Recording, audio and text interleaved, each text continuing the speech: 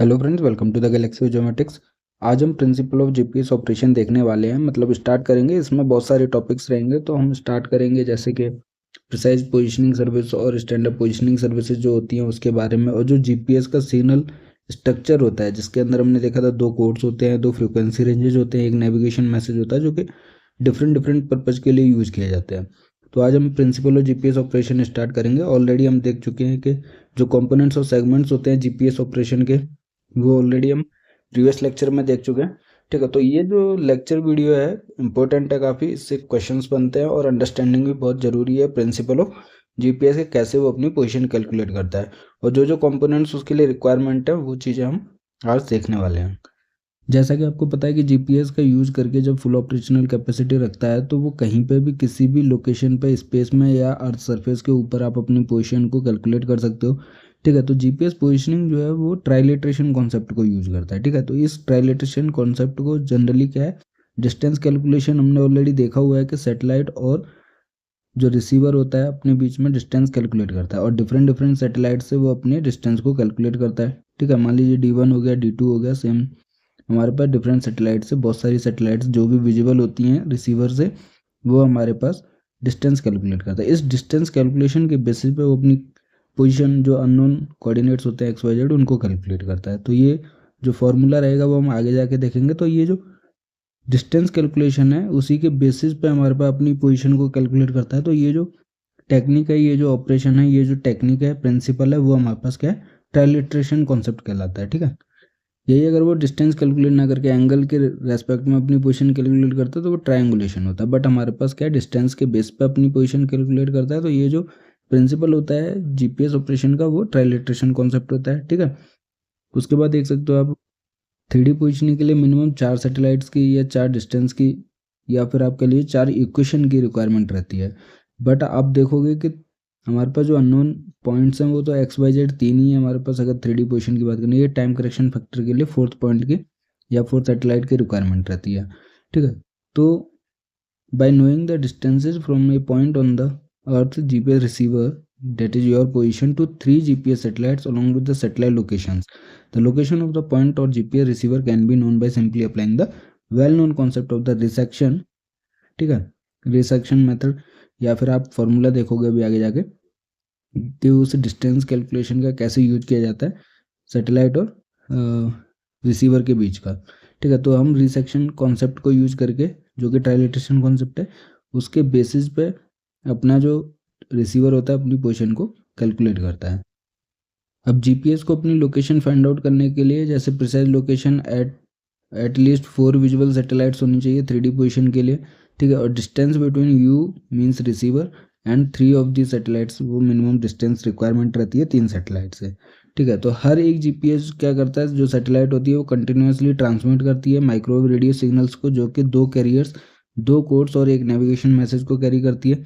ठीक है, जब भी आप स्विच ऑन करते हो हमारे पास जीपीएस रिसीवर को, जैसे आपके फ़ोन में रहता है, आप अपनी लोकेशन को शेयर करने के लिए ऑन करते हो जीपीएस रिसीवर को, तो जो जीपीएस सिग्नल्स होते हैं सैटेलाइट से कंटिन्यूसली ट्रांसमिट्स होते रहते हैं, वो रिसीवर एंटीना क्या है उसको कैप्चर करता है, पिकअप करता है। और रिसीवर जब उस सिग्नल को कैरी करता है, एक्वायर करता है, तो इनबिल्ट सॉफ्टवेयर रहता है रिसीवर के अंदर, तो वो अपनी पोजीशन क्या कैलकुलेट करता है। क्योंकि जो डेटा रहता है सैटेलाइट सिग्नल के अंदर, वो हमारे पास कैरियर कोड्स और नेविगेशन मैसेज 3 चीज़ें रखता है। उसके बेसिस पे क्या है, टाइमिंग इन्फॉर्मेशन रहती है हमारे पास, और एफएमआरएस डेटा रहता है, सैटेलाइट के कोऑर्डिनेट्स रहते हैं, जिसके बेसिस पे वो अपनी सिग्नल प्रोसेसिंग करता है, जो रिसीवर के अंदर इनबिल्ट सॉफ्टवेयर रहता है। और उसके बेसिस पे डिस्टेंस कैलकुलेशन, जो कि स्यूडो रेंजेस कहलाता है, उसके बेसिस पे हमारे पास क्या करता है, अपनी पोजीशन को कैलकुलेट करता है। 2 कैरियर्स और कोड्स जो होते हैं वो हमारे पास क्या स्यूडो रेंज डिस्टेंस कैलकुलेशन में हेल्प करते हैं। और जो हमारे पास नेविगेशन मैसेज होता है वो एफएमआरएस डेटा में सैटेलाइट के कोऑर्डिनेट की इन्फॉर्मेशन रखता है।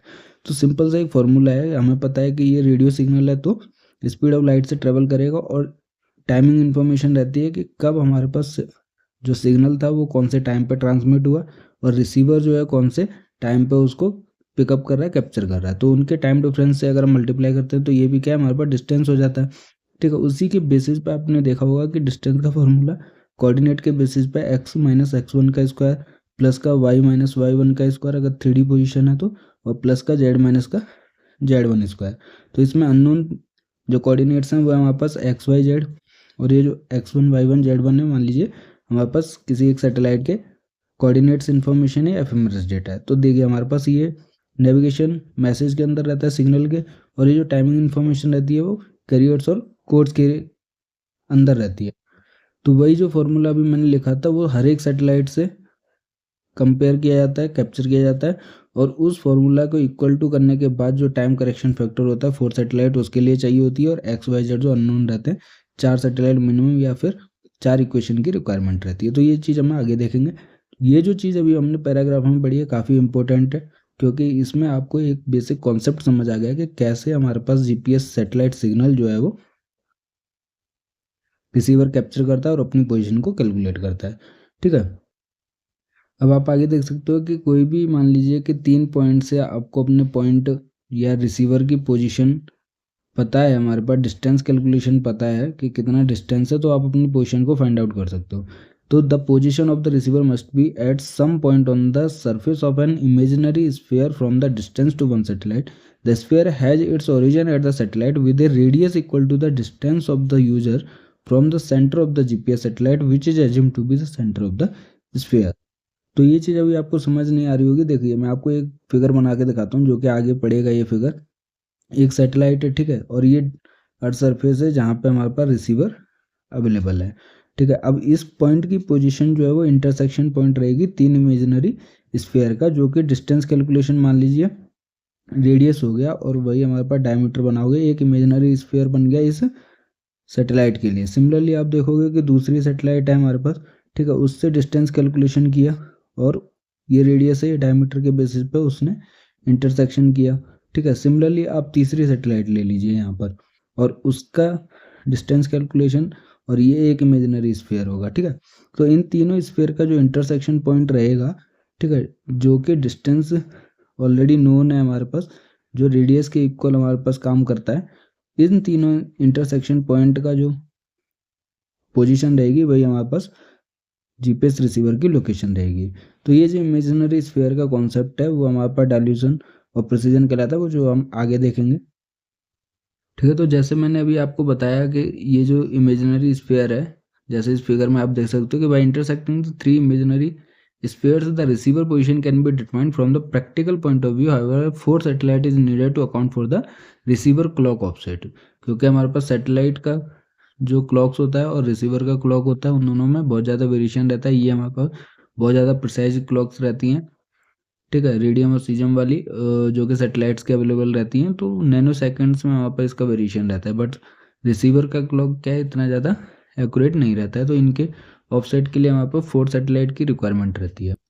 तो जैसे मैंने अभी आपको बताया कि इनका जो डिस्टेंस नोन है, ये रेडियस हो गया, ये डायमीटर, ठीक है, इसका इमेजिनरी स्फीयर हो गया, फिर हमारे पास ये कहीं पे इंटरसेक्ट करेगा, और ये थर्ड सैटेलाइट से। तो ये तीनों सैटेलाइट का जो इंटरसेक्शन पॉइंट रहेगा इमेजिनरी स्फीयर का, वो हमारे पास पोजीशन रहेगी रिसीवर की। ठीक है, तो ये हमारे पास GPS का ट्रायलेट्रेशन कॉन्सेप्ट पोजीशन है, is determined at the point where 3 spheres intersect. तो ये तीनों के डिस्टेंस से हमारे पास पोजीशन कैलकुलेट कर रहा है, तो ये ट्रायलेट्रेशन कॉन्सेप्ट है, ठीक है, जो GPS ऑपरेशन का प्रिंसिपल रहता है। The accuracy obtained with the method described earlier was until recently limited to 100 metre for the horizontal component, 156 metre for the vertical component, जो कि हमारे पास एलिवेशन डेटा के लिए रहता है, और 340 जो नैनो सेकेंड रहता है एक्यूरेसी टाइम कंपोनेंट के लिए। ठीक है, all at the 95% level of the confidence. The low accuracy level is due to effect of selective availability. Selective availability के बारे में हमने थोड़ा सा देखा था कि जानबूझ के हमारे पास जो भी मास्टर कंट्रोल रखता है वो हमारे पास उसमें टाइम इन्फॉर्मेशन को चेंज कर देता है, जो कि हमारे पास एक्यूरेसी को डिग्रेड कर देता है, जो कि मिलिट्री पर्पज़ के लिए नहीं रहता है, सिविल पर्पज़ के लिए हमारे पास एक्यूरेसी को डाउन कर दिया जाता है। तो this was a technique use to intentionally degrade the autonomous real time positioning accuracy to unauthorised user, जो कि सिविल और कमर्शियल के लिए रहता है selective availability.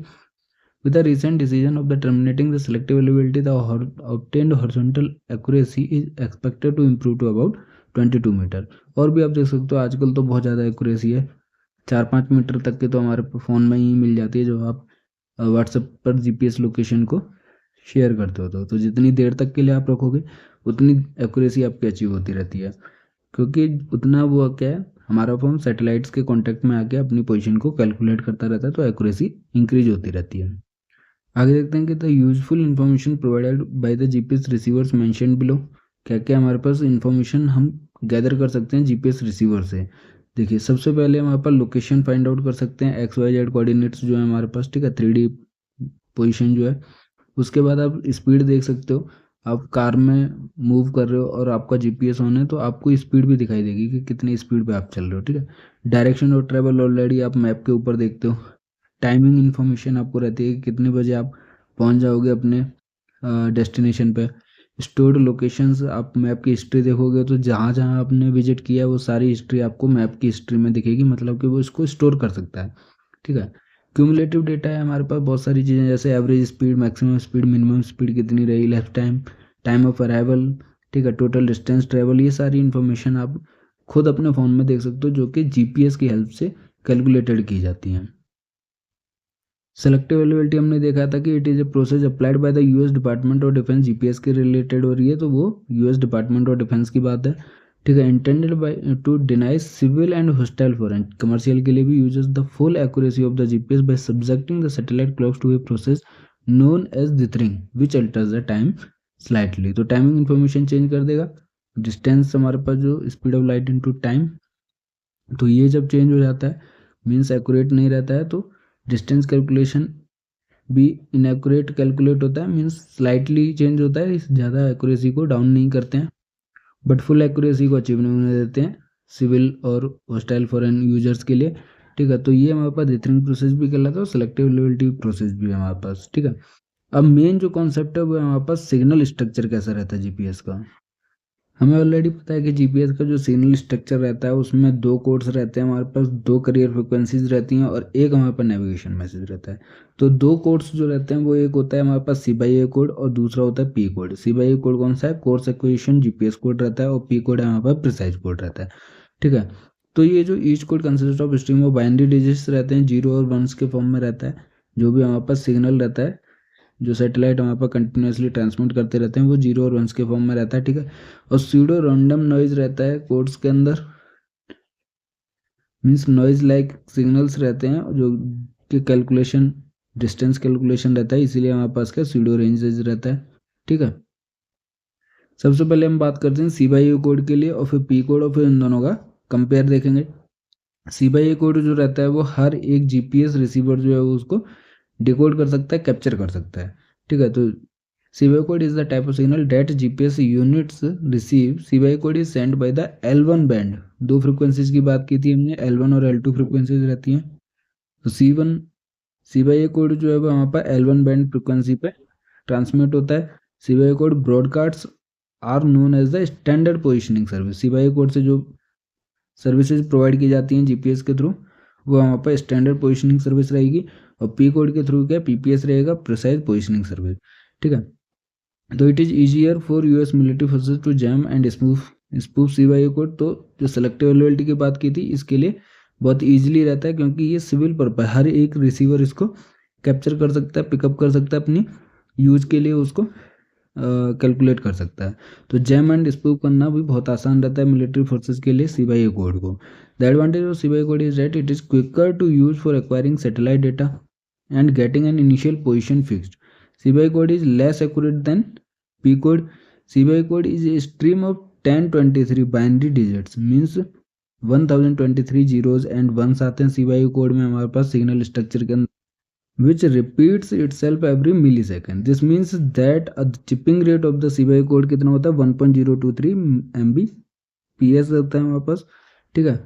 In other words the duration of one bit is approximately 1 microsecond और equivalently 300 metre. Main आपको क्या है 1.023 Mbps, क्योंकि आगे क्या 10.23 Mbps रहेगा पी कोड का। अभी हम देख लेते हैं कि पी कोड जो है वो उससे आप कंपेयर कर सकते हो सी/ए कोड से, कि सी/ए कोड सभी के लिए होता है, बट पी कोड क्या है हमारे पास highly precise location information provide करता है, जो कि मिलिट्री पर्पज के लिए होता है।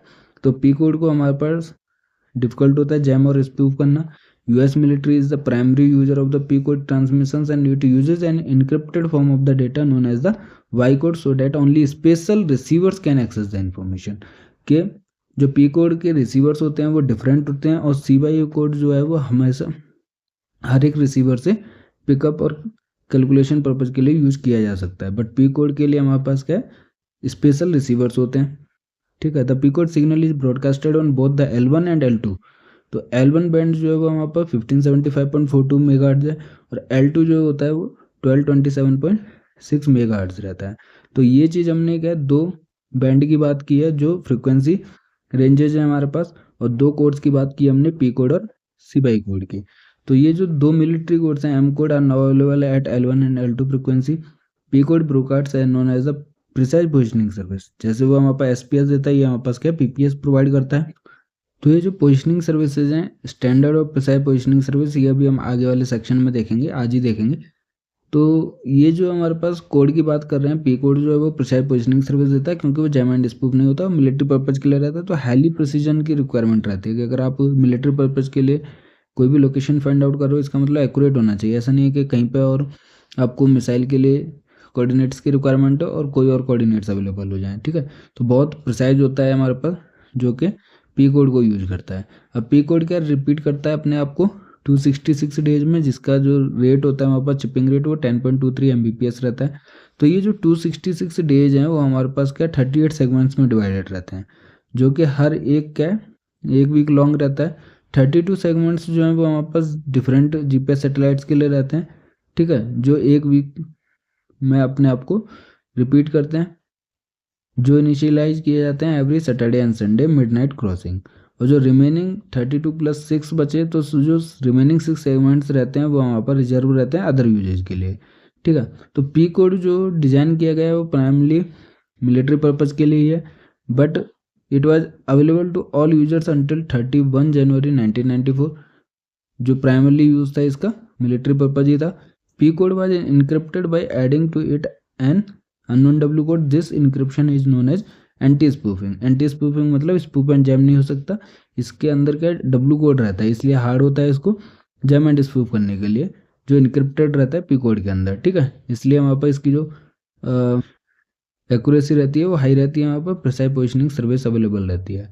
अब हम CY कोड और पी कोड की अगर हम बात करते हैं, ठीक है, तो क्या क्या डिफरेंसेस देखे। CY कोड हमारे पास हर एक रिसीवर से कैप्चर किया जा सकता है। पी कोड के लिए क्या स्पेशल रिसीवर की रिक्वायरमेंट रहती है। CY कोड सिर्फ L1 कैरियर फ्रिक्वेंसी पर मॉड्यूलेट करता है।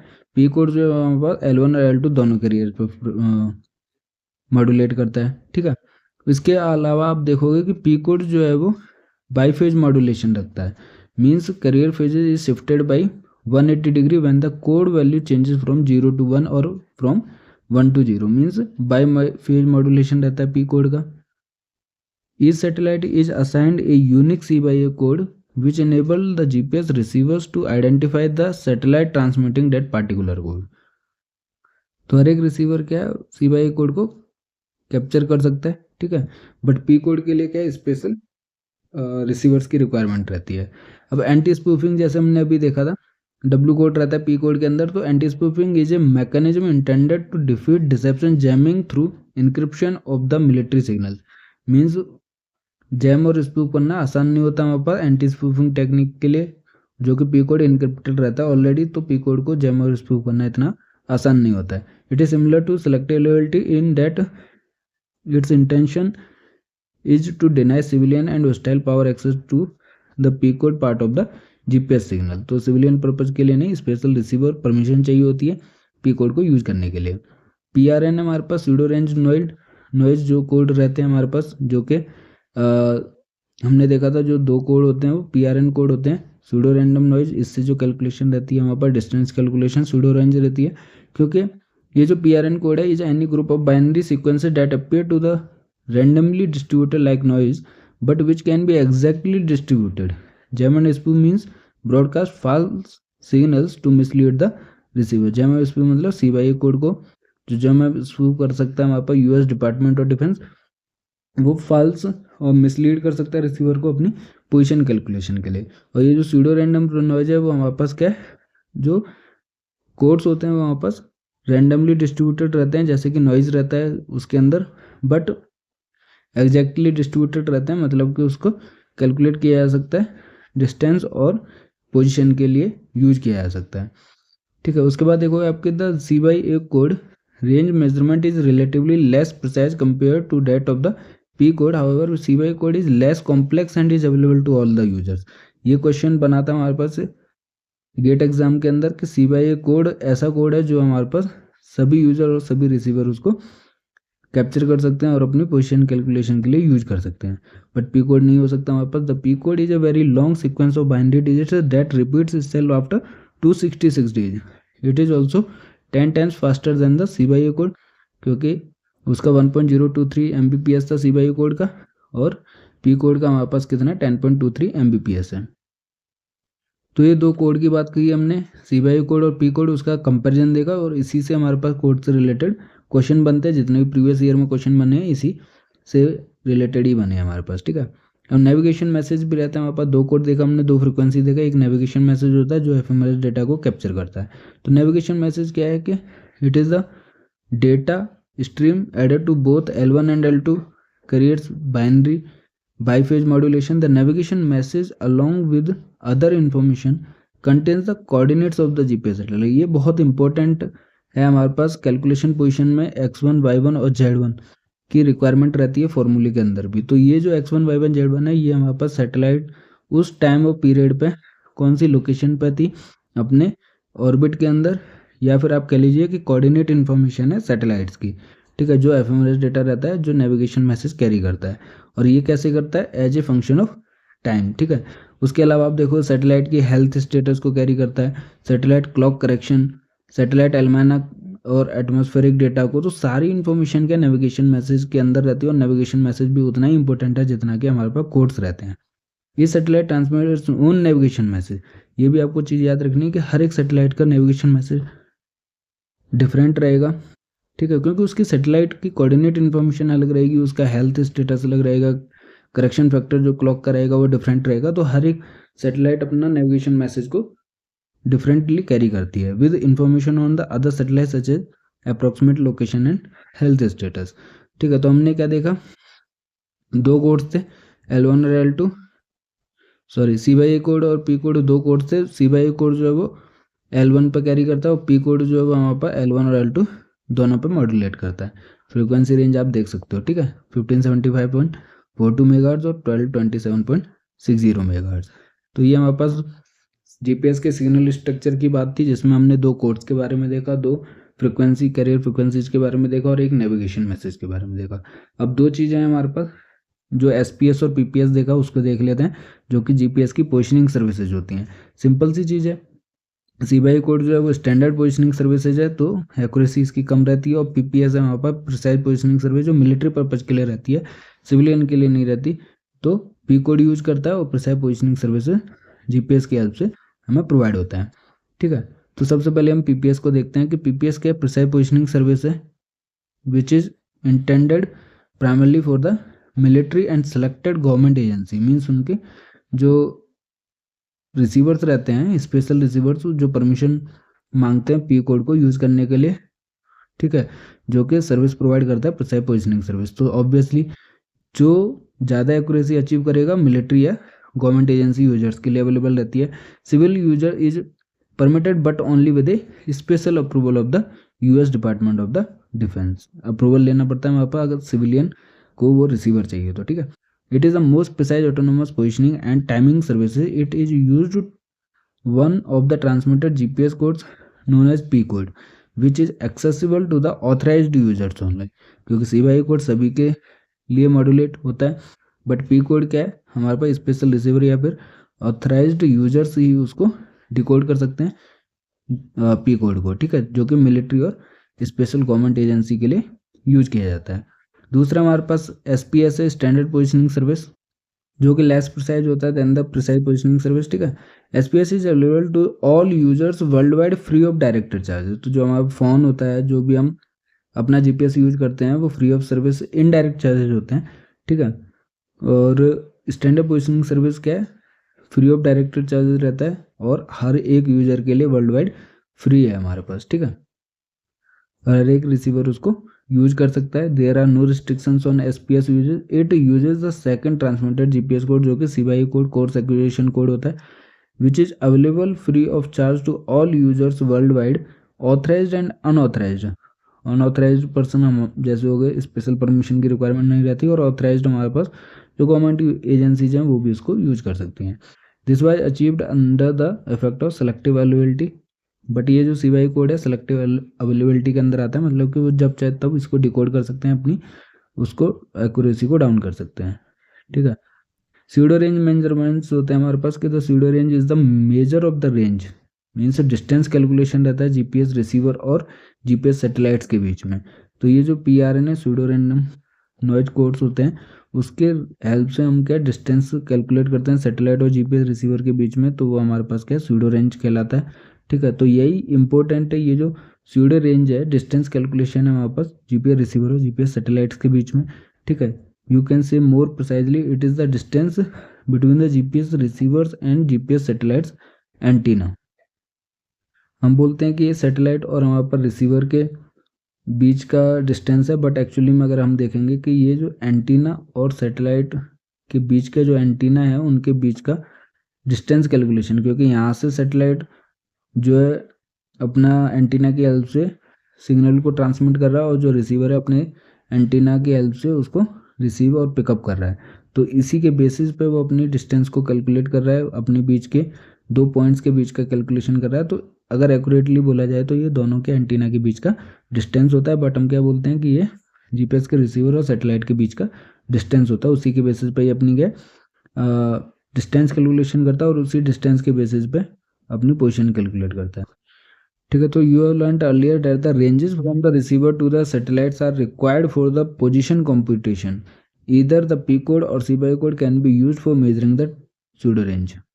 तो ये जो कोड्स हैं हमारे पास, जो कैरियर फ्रिक्वेंसी है वो हमारे पास क्या डिस्टेंस कैलकुलेशन के लिए यूज करते हैं, और वही हमारे पास क्या P कोड हो चाहे CY कोड हो वो हमारे पास स्यूडो रेंज या डिस्टेंस कैलकुलेशन के लिए यूज किया जाता है। ठीक है। उसके अलावा हमारे पास नेविगेशन मैसेज होता है, जो कि सैटेलाइट की कोऑर्डिनेट इन्फॉर्मेशन, उसकी हेल्थ और क्लॉक से जो एक्यूरेसी रहती है उसके ऑफसेट को कैरी करता है। तो हर एक जो GPS का सिग्नल स्ट्रक्चर है डिफरेंट पर्पज़ के लिए यूज़ किया जाता है, जो कि हमने अभी देखा। हमने GPS का सिग्नल स्ट्रक्चर देखा, उसके बाद उसका यूज़ देखा, और इसी से हमारे पास क्वेश्चन बनते हैं। बस आपको क्या है बार बार ये चीज़ें एक बार देख लेनी है, अच्छे से समझ लेनी है। कोई भी डाउट होता है आप हमें कमेंट कर सकते हैं वीडियो के ऊपर, और टेलीग्राम व्हाट्सअप चैनल पर मैसेज कर सकते हैं, जिसका लिंक जो है वीडियो के डिस्क्रिप्शन में आपको मिल जाएगा। वीडियो पसंद आया तो दोस्तों से शेयर कीजिए, लाइक कीजिए वीडियो को, चैनल को सब्सक्राइब कीजिए, और अपना ख्याल रखिए, मस्त रहिए। आगे देखेंगे हम बची हुई चीज़ें। ठीक है। क्योंकि GPS का जो ऑपरेशन प्रिंसिपल है GPS ऑपरेशन का बहुत सारा है, उसके अंदर बहुत सारी चीज़ें हमें देखनी है, तो नेक्स्ट लेक्चर में करेंगे बाकी चीज़ें कवर। ठीक है। फॉर्मूला भी हम देखेंगे आगे जाके कि कैसे उस फॉर्मूला को यूज किया जाता है। ठीक है। और टाइम इन्फॉर्मेशन जो मैं बार बार बोल रहा हूँ, टाइम करेक्शन फैक्टर, उसका भी हमारे पास उसमें कॉन्सेप्ट रहेगा। उसी चीज़ के लिए हम ये सारी चीज़ें पढ़ रहे हैं कि स्यूडो रेंज मेजरमेंट कैसे करते हैं, और ये कोड्स हमारे पास क्या क्या होते हैं, ये पोजिशनिंग सर्विसेज हमारे पास क्या क्या प्रोवाइड करती हैं। तो ये सारी चीज़ों के बेसिस पे MSQ होते हैं, मल्टीपल सेलेक्ट क्वेश्चन, उसमें हर एक ऑप्शन बनता है इन्हीं से। तो अच्छे से पढ़ना है। कुछ भी डाउट होता है कमेंट कर सकते हैं, हमें मैसेज कर सकते हैं टेलीग्राम व्हाट्सअप चैनल पर। ठीक है। पढ़ते रहिए, खुश रहिए, मस्त रहिए। मिलते हैं नेक्स्ट लेक्चर में। Thank you.